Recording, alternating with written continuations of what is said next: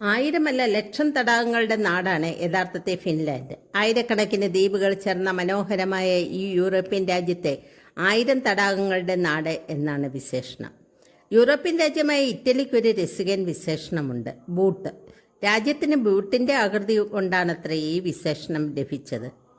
ചിരിയുടെ നാട് തായ്ലൻഡിനാണ്. ഇവിടുത്തെ ആൾക്കാർ ആരോടും ചിരിച്ച് സംസാരിക്കുന്ന പ്രകൃതമുള്ളതാണത്രേ. പസഫിക് സമുദ്രത്തിൽ സ്ഥിതി ചെയ്യുന്ന ദ്വീപരാഷ്ട്രമായ ന്യൂസിലൻഡിൻ്റെ ദേശീയ പക്ഷിയാണ് കിവി. അതുകൊണ്ട് ന്യൂസിലൻഡിനെ കിവികളുടെ നാട് എന്നറിയപ്പെടുന്നു. പണ്ട് ലോകത്തിൽ ഏറ്റവും അധികം പഞ്ചസാര ഉൽപ്പാദിപ്പിച്ചിരുന്ന രാജ്യം ക്യൂബയായിരുന്നു. അതുകൊണ്ട് ലോകത്തിൻ്റെ പഞ്ചസാര കിണ്ണം ക്യൂബയായിരുന്നു. എന്നാൽ ഇന്ന് കഥ മാറി. ലോകത്തിൽ ഏറ്റവും കൂടുതൽ പഞ്ചസാര ഉൽപ്പാദിപ്പിക്കുന്ന രാജ്യം ബ്രസീലാണ്. 13,000-ലേറെ ദ്വീപുകളുടെ സമൂഹമായ ഇന്തോനേഷ്യയുടെ മനോഹാരിതയും പ്രകൃതി സമ്പത്തുമൊക്കെ കണക്കിലെടുത്ത് ഭൂമധ്യരേഖയിലെ മരതക ഭൂമി എന്ന സുന്ദരമായ വിശേഷണം അതിന് ലഭിച്ചത്. അന്താരാഷ്ട്ര ദിനരേഖയോട് തൊട്ടടുത്ത് സ്ഥിതി ചെയ്യുന്ന രാജ്യമാണ് ജപ്പാൻ.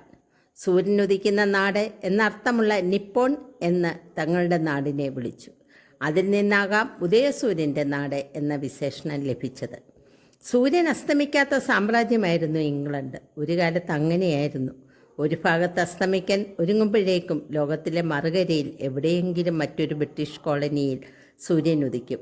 പ്രതീക്ഷയുടെയും പ്രൗഢിയുടെയും നാട് എന്നൊരു വിശേഷണം ഇന്ന് ഇംഗ്ലണ്ടിനുണ്ട്. വീഡിയോ ഇഷ്ടപ്പെട്ടെങ്കിൽ ലൈക്കും ഷെയറും ചെയ്യുക.